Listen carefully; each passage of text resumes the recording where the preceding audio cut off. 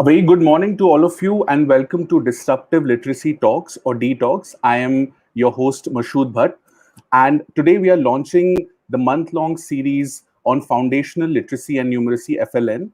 Our goal of these talks is to build momentum towards achieving the universal foundational literacy goals which India has committed under SDG 4 and also which our national education policy has also um, given priority to. So, the what better way to begin the series of talks with our today's guest? He is the director of Basic Education Department, Uttar Pradesh. ये लगभग 1 लाख से ज़्यादा 100,000 से ज़्यादा schools को run करने की responsibility रखते हैं और उसके साथ ही millions of students are studying in the state which has the largest population in India. Not only is he one of the leading education administrators, but he's also highly research oriented and evidence based policy maker. So with that, we would like to welcome today's speaker, Dr. Sarvaendra Vikram Bahadur Singh, sir. Thank you so much, sir, for joining us in this talk today.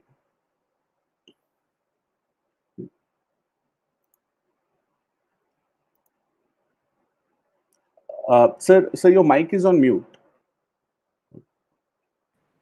Namaskar. Very good morning. Thank you for organizing this kind of discussion on this platform. मैं सबको अभिवादन करता हूँ जो इस programme को देख रहे हैं या सुन रहे हैं और वो शिक्षक होंगे, प्रशिक्षक होंगे, हो सकता है अभिभावक भी इससे जुड़े हुए हों। मैं सभी को अभिवादन करता हूँ। I would like to begin with the reference to new education policy because it emphasizes and reiterates the prominence of foundational literacy program. Why it is so important, why it is so crucial, there is no need to deliver upon this because I understand everybody is aware of why it is so important and crucial for the life of a child before he or she joins the school, when she or he joins the school, and when she is about to leave the school. When I refer to school, I am referring to uh, pre-primary, primary, and upper primary. In state of Uttar Pradesh, in last couple of years, we have been trying to emphasize the program, especially focused at foundational literacy.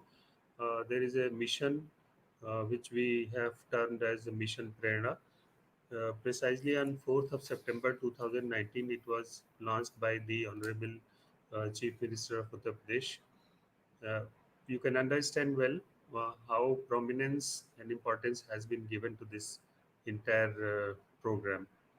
There are certain components, most of them are familiar with, everybody might be knowing, and but I would like to briefly uh, outline what are the main components of this. So under this Yes, sir. literacy program, when I am talking to literacy in the first part, I am referring to the literacy program, early literacy and numeracy, which is focused at early grades, say class 1, 2, 3. And if you consider 4 and 5, and those who are newcomer are those who have been dropped out from the school and they are in the process of joining the school again. So I will be talking about this. So there are material for children uh, in the form of print, in the form of e-content, and there is material for teachers also who will be supporting the children in the school and outside the school. And if I can name some of them is one module is Adhar Shila. You can understand by the name itself, that is the foundation. And then another one is Dhyana Karshan is to attract the attention of the child. Those who have been to school and they somehow dropped out from the school and again they are in the process of rejoining the school. Especially there is a module named Dhyana Karshan. And then there is a compendium of teaching learning material that is Shikshan Sangrah. Basically, this is meant for teachers. They may use it as per their convenience, as per their requirement, and as per their schedule. So these are the three print material which has been made available to schools and children. And then we have been trying to establish print-rich environment in the schools, posters, charts, etc. Of course, related to the life of a child, in day-to-day life of the Hmm. child, and content and uh, mapped according to the grade level, according to the age level. There is poetry, there is a lot of stories, and in the Right, sir. form of charts. This that is displayed in the classroom. And Hmm. then school libraries have been strengthened.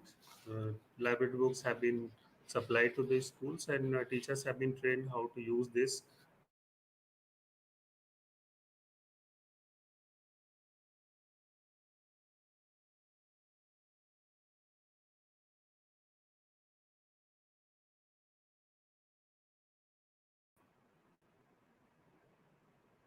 in a Okay, are you back?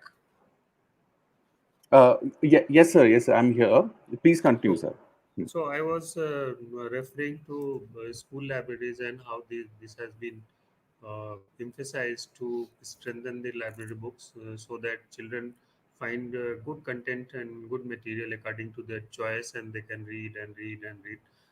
There is no need Hmm. to emphasize why it is so important to provide children with good material according to their choice.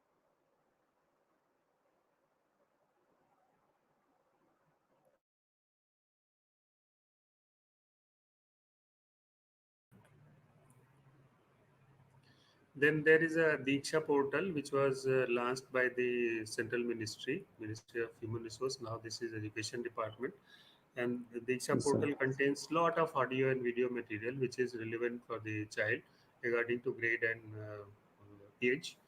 And then we Hmm. have different kind of apps. To name them, I can refer to Read Along app. Uh, People may be Hmm. familiar with this. There is a Bolo app, which is these are the two which enable to read and read and read, and they familiarize with the right kind of content and right kind of stories. And Hmm. while they are reading, they can assess their level also. Children find it very interesting. And then Right, sir. there are ebooks. We have been converted our all the textbooks from grade 1 to 8 in form of e-content. So anybody can download the ebook on their phone, and they can read and use it. This is Yes, sir. especially this has significance because a parent can also download if they wish, and their phone supports this. And then we Hmm. had a very massive program of online radio and TV programs, again, which Hmm. is aimed at grade level and focused content. They have been aired through public broadcasters, say Doordarshan and All India Radio. And this is a regular Hmm. program which can be seen by the parents and which can be heard by the parents. At the school Yes, sir. level, teachers and headmasters were asked to create WhatsApp groups for the children, and through this medium, teachers were asked to supply and send right kind of content to their students, their children, according to their class, according to their subject, and even assignments also, and getting assignments done through WhatsApp groups. With the qualifier that Hmm. in the rural area, you can understand that there is dearth of smartphones, and Hmm. there are difficulties, but as far as possible, parents have been invited to join these groups, and they have been found very effective and efficient. So Yes, sir. these are the arrangements. So briefly, I would like to summarize. There is content for teachers and students. There are platforms, and Hmm. there are material which strengthens the school environment, libraries, and then after arranging all this, uh, we have uh, we have identified the relevant learning outcome for a particular class, Hmm. for a particular subject, and they have been termed as Prerna Talika. Prerna is the mission, and talika means Right, sir. list.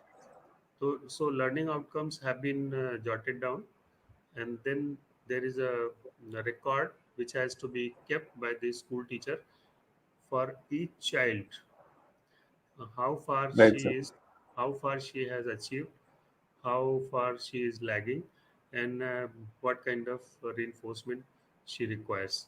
So these Prerna Hmm. Talika and Prerna Suchi, they help in outlining and achieving the required learning outcomes. So for Hmm. Right, sir. administrative arrangements, we have established task force at the district level, at the regional level, and the state level to oversee all this program. Uh, Foundation literacy has been given this kind of importance. Of course, for so many months, school have been closed, and there have been a massive learning loss in terms of school closure. So it is very difficult to say how far children have achieved and how they stand, because when we organized school level assessment tests, there were two rounds of school assessment test, and हमने ये देखा था कि बच्चों ने पहले test में और सभी बच्चों का हुआ था, तो पहले टेस्ट से दूसरे टेस्ट में देर वॉज अ शिफ्ट, एक पॉजिटिव शिफ्ट था, और उनके लर्निंग अचीवमेंट में बढ़ोतरी हो रही थी। बट पीछे जो काफ़ी समय स्कूल में बंद होने से जो समस्या हुई है, आप इसको अच्छी तरह से अप्रिशिएट कर सकते हैं कि इसका नेगेटिव इम्पैक्ट बच्चों पर पड़ा होगा, ऐसा मेरा अनुमान है। हालांकि इस बारे में डेटा शेयर कर पाना बहुत मुश्किल है, बिकॉज सिस्टमेटिकली इसका कोई डेटा अभी हमने जनरेट नहीं किया है। और जब स्कूल खुलेंगे तो हमने ये अपेक्षा की है कि पहले बच्चों का एक क्विक डिपस्टिक करेंगे, बच्चों का एक असेसमेंट करेंगे, और जहाँ बच्चे जिस लेवल पे होंगे, अगेन जिस लेवल के हैं उस हिसाब से उनको हम तैयार करेंगे, और उनको फिर इनपुट देंगे, और उनको आगे के लिए तैयार करेंगे, आगे कक्षाओं के लिए तैयार करेंगे। इसके लिए हम लोग की तैयारी चल रही है। We are in the process of developing right kind of material. when children are back in the school, what kind of input they will be provided according to their grade and subject. Right, sir. So, sir, you've shared a lot of wonderful initiatives which the department has been taking.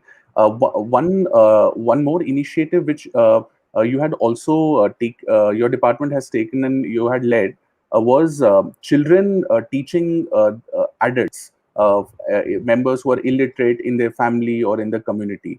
So, sir, would you like to share as to what how was that experience जब जहाँ पे adult literacy की बात की जाती है? How can school children and students be involved in that literacy of adults, sir? Hmm. See, this was focused at volunteering children, and to create a kind of feeling that they can do something, they can contribute to the society, and to promote their self-esteem also. There were this kind of motivations behind organizing this program. So children were asked to identify an adult, one or two, male or female, in their family, in their neighborhood, and mm, they will jot down their names, and they will report to the headmaster of the school, and there will be a proper record keeping at the school level ki which child is teaching to which adult. So this was designed at a very voluntary kind of level. This was not mandatory for all the children who are studying in class 6 to 8. Those who are willing and those who find it interesting, first of all, they should be motivated to undertake this kind of activity. So there are anecdotal evidences, and I have heard that children find it very interesting to identify an adult who can't read and write, and those who can decipher the text, and then teaching them something how to write and how to read, and then reporting back to the headmaster. And I have heard that in some of the schools, headmasters established a center kind of a place and designated place where right kind of material focused for adults. So forms of different banks, schemes, government schemes, etc. And if parents visit, they can they can have a look at it, and if they find it interesting, they can use it. So I found it very Hmm. interesting, and somehow this gap is there because school is closed. So I'm not aware very um, concretely Hmm. how far they have been doing and how they are doing. And once the school is open again, probably we will take it up again. Hmm. Yep. Right, sir. Okay, sir. We understand that you have to leave for an urgent meeting right now. So, Yes. in conclusion, would you like to share any message for all the stakeholders? How can the different NGOs, corporates, and civil society organizations assist the government's mission in Uttar Pradesh? Any concluding message? Right.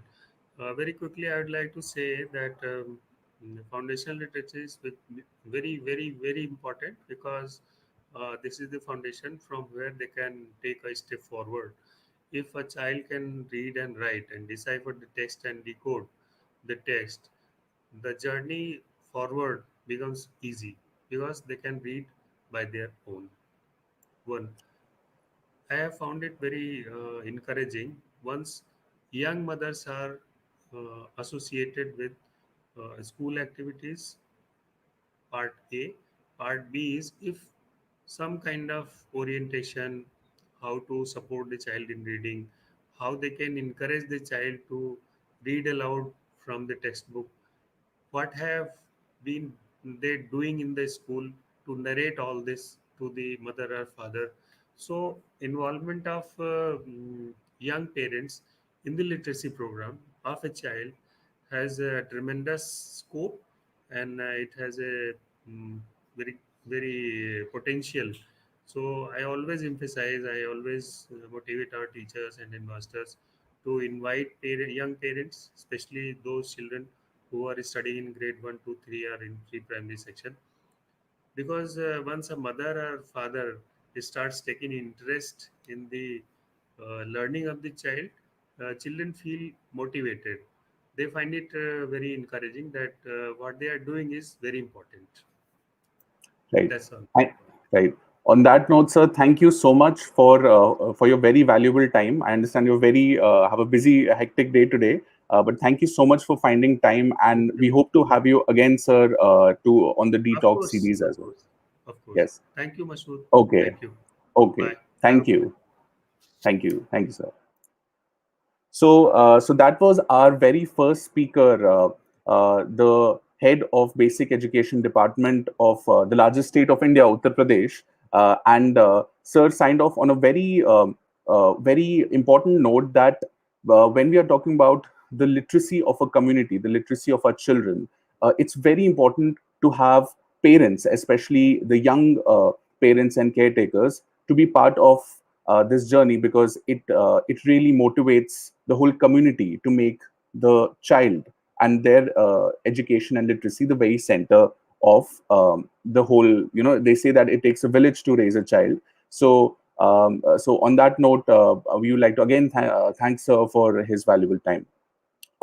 Sir had to leave for an urgent meeting, and of course we'll have him again soon in one of our sessions as well. Now I would like to invite Dr. Sunita Gandhi ji, who is the lead worker here at Global Dream and also the convener of the disruptive literacy talks as well. So a very good morning and welcome, Sunita ji, on today's session. I think you're on mute, ma'am. Yeah. It's a pleasure to be here, and I'm delighted to be on this platform discussing literacy, one of the things that I've been feeling personally very committed to. Thank you. Thank you for being here. And for all the members who are joining us in the audience, we wanted to also introduce as to what the vision of the D talks or the literacy talks are. In the month of June, we'll be having various speakers from different fields, including education, from the government representatives, foundations, CSRs, corporates, and all the different voluntary organizations and educators who are working to make literacy the most important priority during and after the COVID as well. So So we would like to also share with all our members from the audience as to what are the goals that we are trying to achieve here at the Detox. Okay, so detox is about disrupting the way things are happening in the field of literacy and education. We know that the best of historical efforts have not been able to fill the literacy or the gap of illiteracy and to make our children and our adults literate. There's been no lack of will, but the reality is that if we project forwards our best accomplishments of the past, we'll still not be able to make India literate in short enough time to meet the goals of the Sustainable Development Goals 4.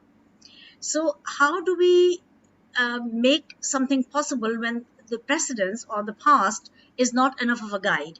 We need to disrupt the past. We need to disrupt the way we've been thinking. We need to think in brand new ways, in ways that are much more empowering and that are perhaps, breakaways in terms of both methodology of how we teach as well as how we deliver literacy. So the formats in which we deliver. So if you look at adult literacy for a moment, we see that there are many adults who are illiterate. Though in our normal life we don't come across them, and if we do, then they are usually at the lowest level, of servants, drivers, and such people who are not able to read and write, but they've learned to live with that helplessness. So, first and foremost is understanding that there's a vast problem out there. There are a lot of people who are illiterate, and that if and when they become literate, as Dr. Sarvaendra Vikram Bahadur ji has said, when they become literate, they will be able to improve their own children's learning and take interest in the fact that they learn, and therefore you'll create a generation and many generations beyond that will be educated. Literacy has many benefits, so we can't ignore that. Oh well, they've learned to survive, so let it go, or hope and wish that of course they'll age and then there will be less of a problem. The problem is at two ends. One, that we do have a big bulk, it'll just not go away. I mean, there are young people like 20 years of age who are going to spend the rest of their life in utter misery because they cannot read, or poverty because their lack of self-confidence comes along with the illiteracy. So first is that there is a problem, acknowledging that problem. Second is finding disruptive solutions to cure that problem, to help fill that problem. And nothing less of disruption will do, because status quo is not enough. We have set ourselves for detox or disruptive talks which are focused on foundational literacy and numeracy.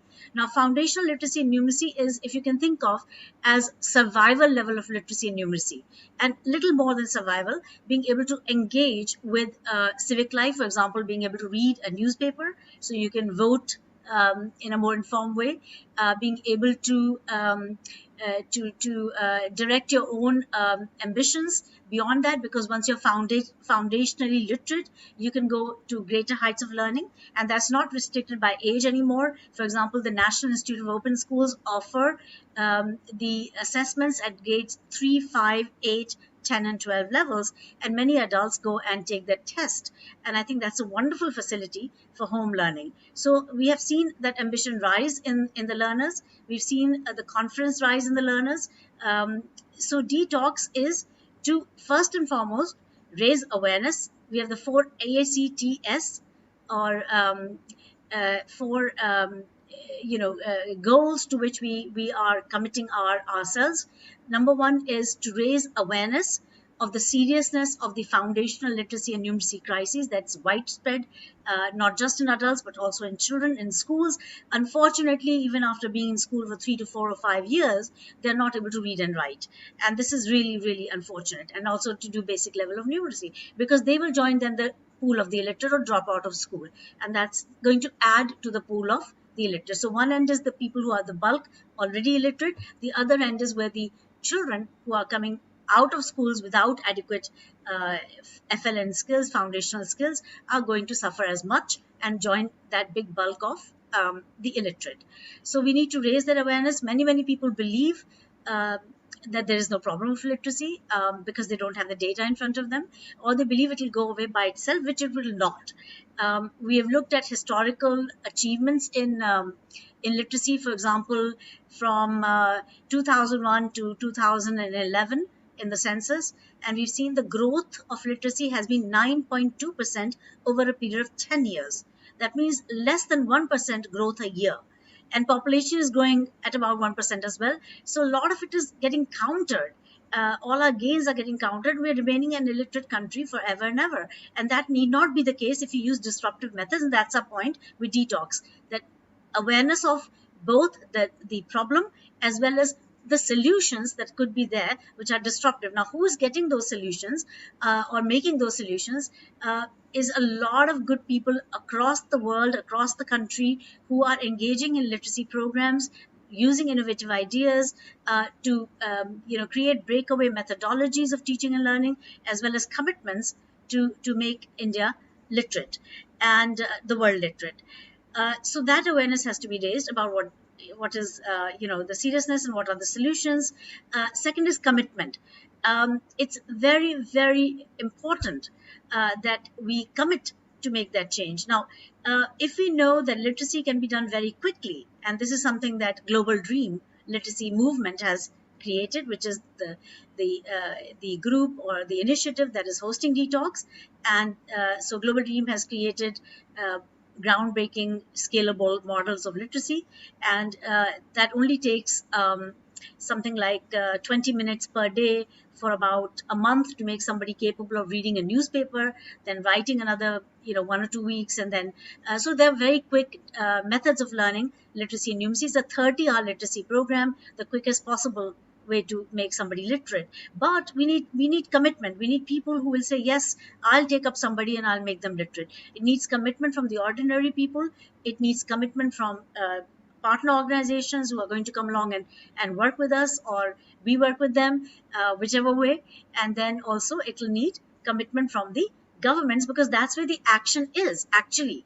And somehow the partnership between the government and innovative NGOs such as Global Dream, what's trying to accomplish, and others out there, that partnership will, if it's real, will yield huge benefits. Because all that NGOs are looking for is an opportunity to show how large scale implementations of their ideas can make a big impact. So why not give it a pilot, an approach to learning that is so valid in India and across the world? Why not in education? Why not in literacy? Allow people to go and take up a district, a block of a district, and showcase results, and then pick up the best and communicate forward.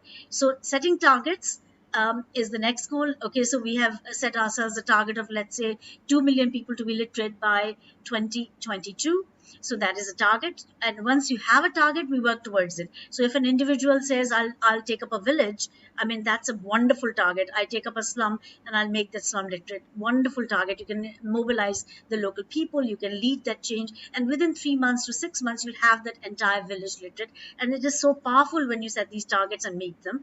Everybody gets energized when there are targets. And this also means targets for us to create a people's movement in which everyone, all stakeholders, all segments of society, all governments, all peoples of the country and countries will tie hands and will commit to make this world a more literate place. And I think once people commit to it, when there's targets, I think we can do huge amounts of change. And with disruptive methodologies combined with those, I think we can make India and the world a much more literate place in a very short span of time. We can discuss that at another point, but what has worked in the past and what is the precedence in India or elsewhere. And the final point that Detox are really keen on accomplishing is the sharing of great stories, sharing of successes, sharing of successes by the governments, sharing of successes by the private sector, the CSR, how are they creating successful models, sharing of successes of the individuals who have gone out and done amazing work in the field of literacy and education, and with their sharing, therefore, being able to accelerate the processes to disrupt literacy in a big way. and scale it up like never before. So that's Absolutely. detox. Hmm. Right. Absolutely. So thank you for explaining as to what we are trying to achieve with the detox. And as Dr. Gandhi also mentioned, that we'll have people not only from across India but from across the world in the coming month who will be coming and talking about the different innovative and disruptive solutions that have worked in their different contexts. And at the same time, we as a group, including the Power Packed audience, will be able to share their ideas so that these literacy models can be scaled and replicated at minimal cost across the world. At Detox, what we'll also be doing is also having some interactive audience sessions as well. So, for example, the next we're going to bring you a literacy trivia in the middle of the session as well. So there's a question in on front of your screen, and we would like the audience to answer this question and within 30 seconds. So here the timer is also starting. So you have, mind you, you have just 30 seconds here. The question is, the eighth schedule of the Indian Constitution recognizes how many official languages? 16, 22, or 32? So we would request all the members who are joining us in the audience to answer this question in the chat section. How many languages, because we are talking about literacy, so India is a very diverse country with hundreds of languages. But how many languages does the Constitution recognize? Is it 16, 22, or 32? So we would request all the members from the audience to share on the chat. And we have Mr. Yogesh Kumar, who is saying 22. Okay. So here is Mr. Yogesh Kumar is taking the middle option. We have another person who's saying 22. So to Mr. Yogesh Kumar, we would like to say that you are absolutely correct. Uh, the Indian Constitution does give recognition to 22 languages for official purpose. It started with 16, but with amendments, it has moved to 22. Um, so Dr. Gandhi, I think one more question which we would like to discuss to set the tone of these talks is that when we talk about literacy of adolescents or adults who are outside the fold of school education, in the experience of Global Dream, what have been the major challenges when it comes to the literacy of adults who are often belonging to very underprivileged backgrounds? Okay, so in terms of methodology, I would say that we have been witnessing a lot of push strategies. We've not created demand for literacy. And when the demand comes, like, a lot of people want to have a mobile, even if they don't know how to read or write. So there's a pull strategy. They really want to own it, so they somehow find a way to own it. Um, Similarly, we need to create more of a pull strategy with literacy. So one of the things that we have found very, very interesting is that, and we've started to implement that, is to teach them their name, how to write their name. And that doesn't take very long at all. I mean, literally within 3 days, most of them are beginning to write their names. In fact, within the same day, I found some of my learners learning to write their name.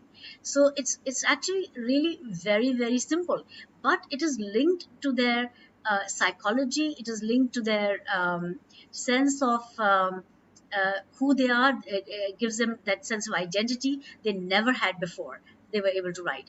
And you see a new conference almost immediately. And I think it's so gratifying to have a person in front of you who could not write his name, who was anguta chap or using thumb impressions, to be able to then write their name. And that name becomes signature with a little bit of practice, because you have to write the same way every single time, and then it becomes a signature.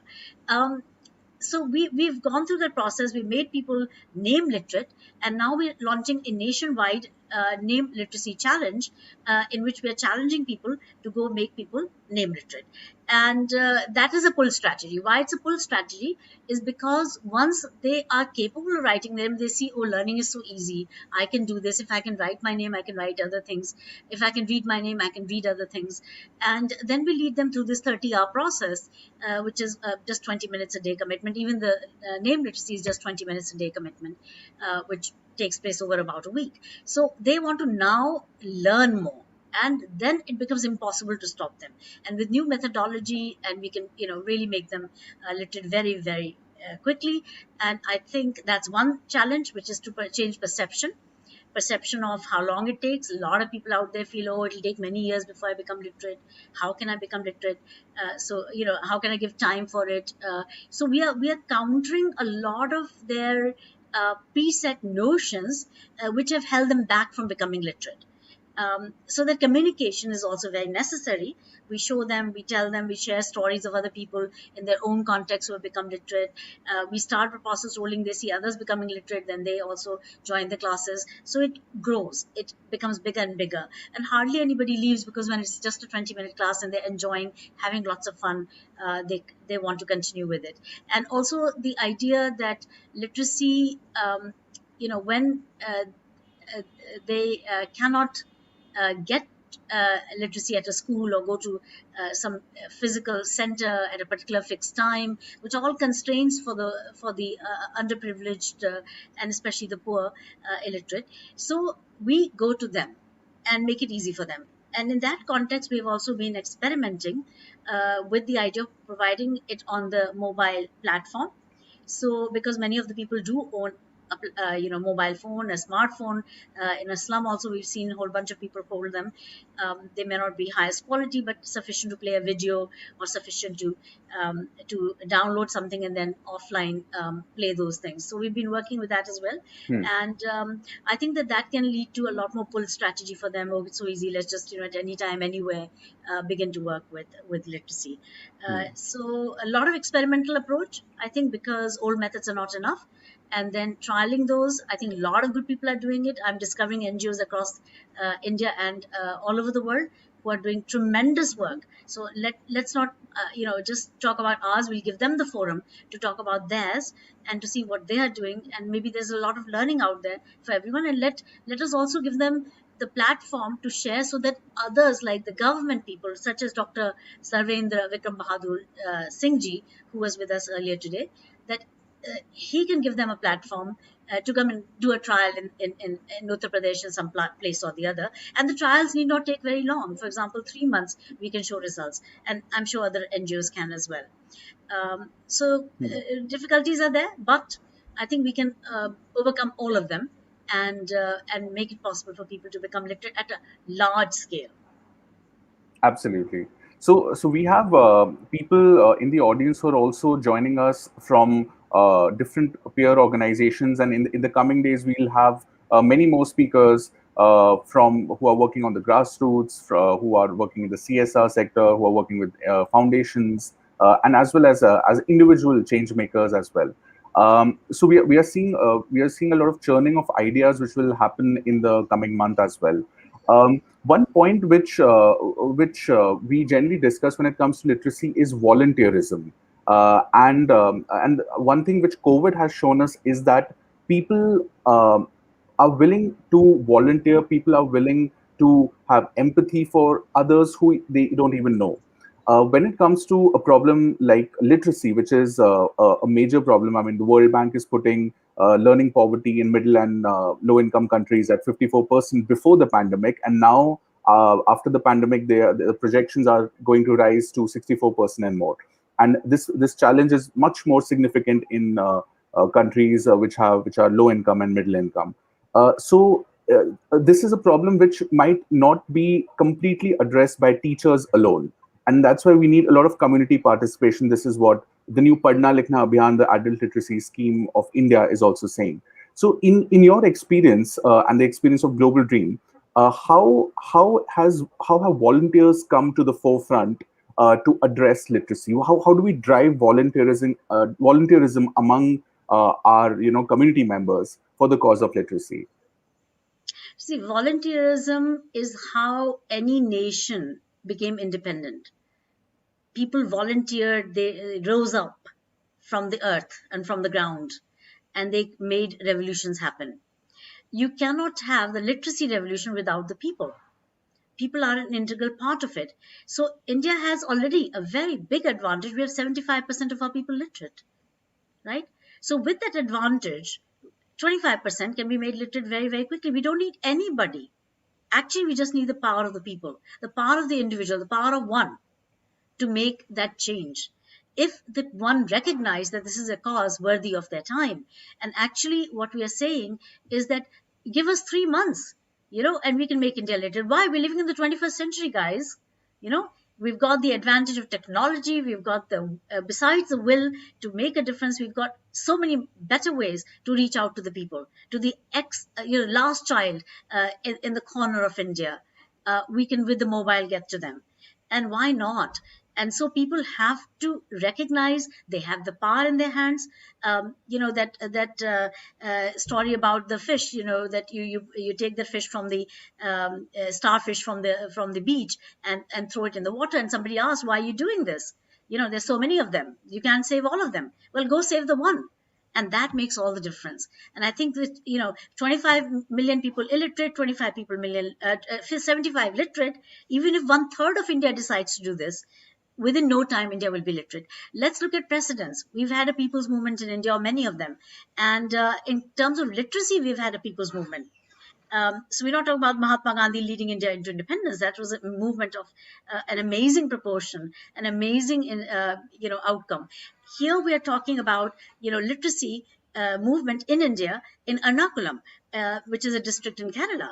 And in 1989, okay, it's 32 years ago, but in 1989 India set precedence by that district becoming completely literate in just a matter of 1 year.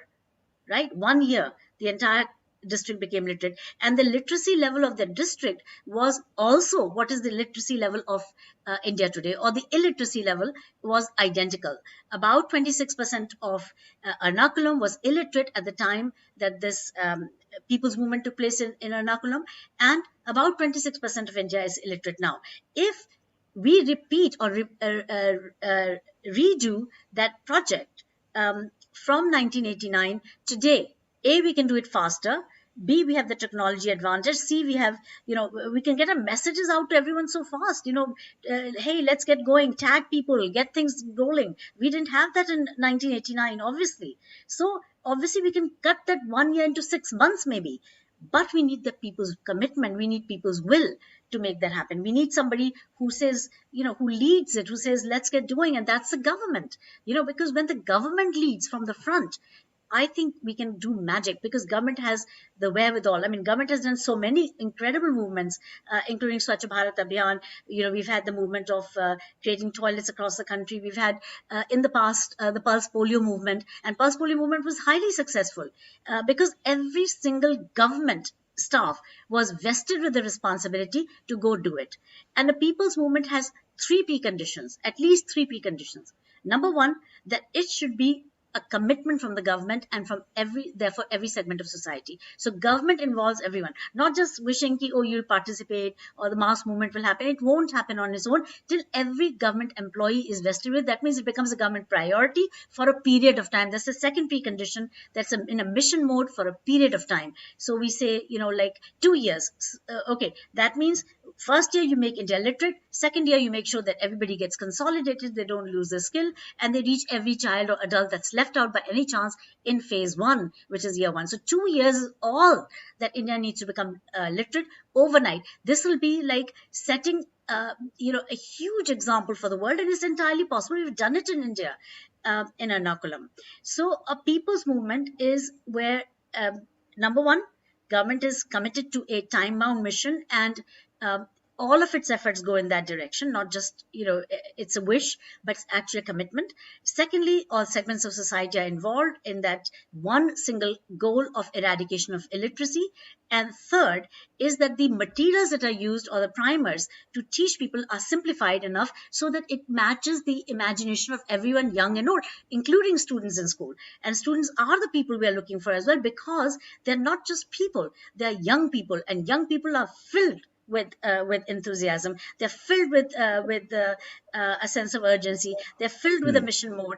They are idealistic and mean to tap that idealism. We are losing those children to mediocrity because we are not giving them projects that make them think, service to their community, service to their country. And I think this is a way to build all that up as well. There are multiple advantages to a literacy program in which children and the populations are involved. So yes, a people's movement is the need of the hour and extremely critical if you're going to make India literate. Otherwise, we're just playing, putsy little steps that will not add up to a story, that will not dent anything. And so we can say detox also about denting the scene of literacy. And making a big, huge dent immediately. That's entirely possible. So if Ernakulam can do it in 1 year, all districts of India do it for 1 year, and voila, you've got India as a literate place. So that's what we're aiming Right. for. Right. Mentioning students, we have another very quick audience round. So an audience poll is coming in front of all the members here, and as you can see, it's important to, like Dr. Gandhi also mentioned, it's important to tap into the idealism of the young students as well.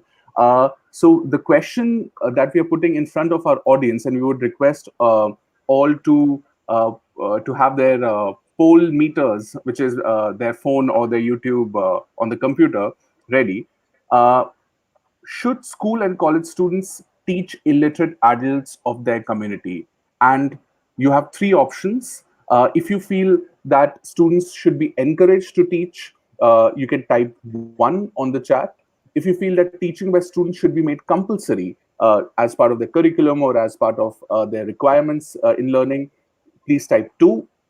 And if you feel that students should not teach at all, then you can type 3. So you have 30 seconds. The timer is also starting, and we would request all members in the audience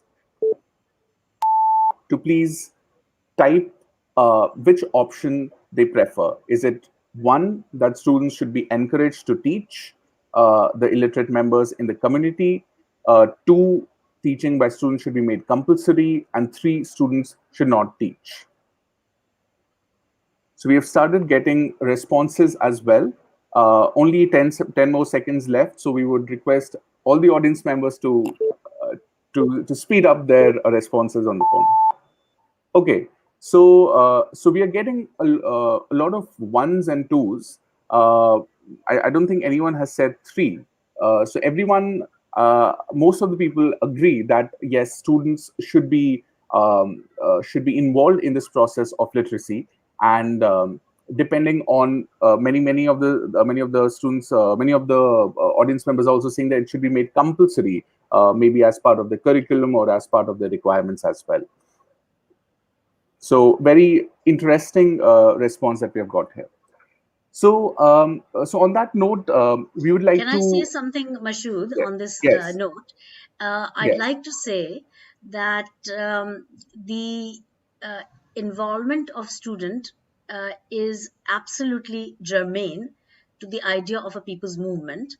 Not just because they have their idealism and we can tap into it and that's a social kind of cause, but also because this thing is one example of where the government can do a lot through government policy.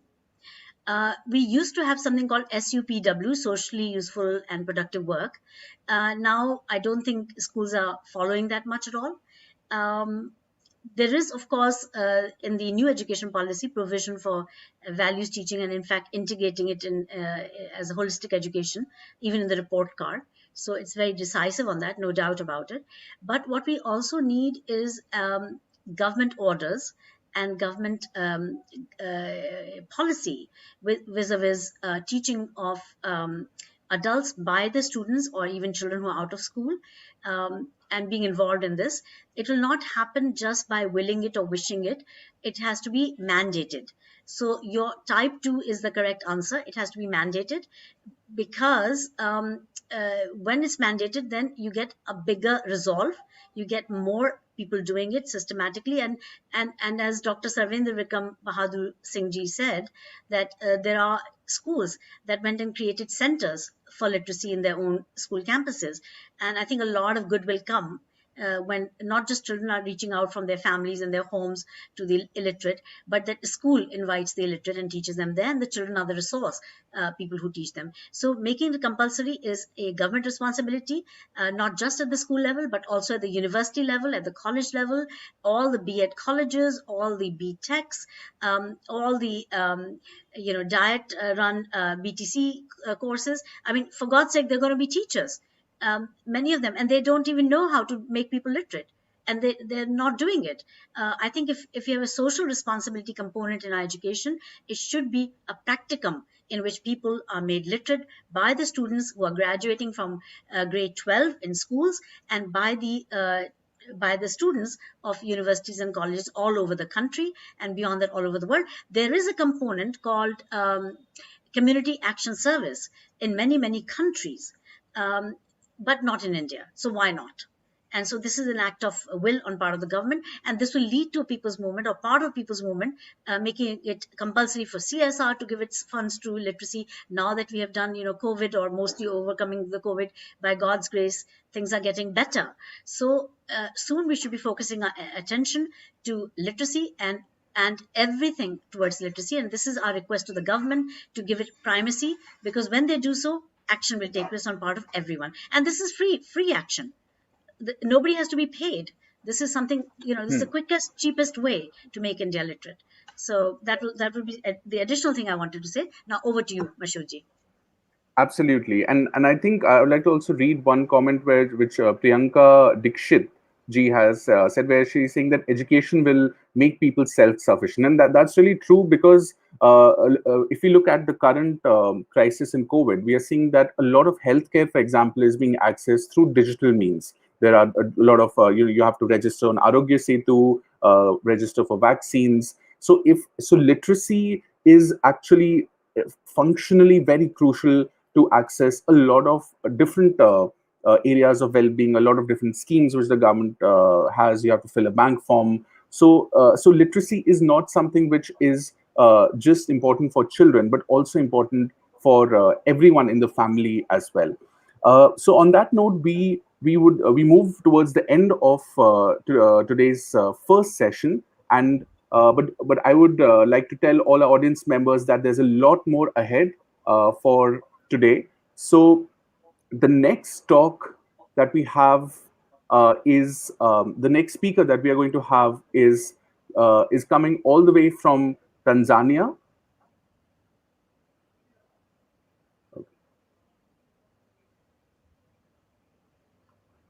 So the next speaker that we'll be having is today at 6 p.m. and he's joining us all the way from Tanzania, and he is going to speak about how children who are on the streets and who are vulnerable, how to ensure free and quality education for them as well. So you can catch this talk on the Global Dream YouTube channel as well.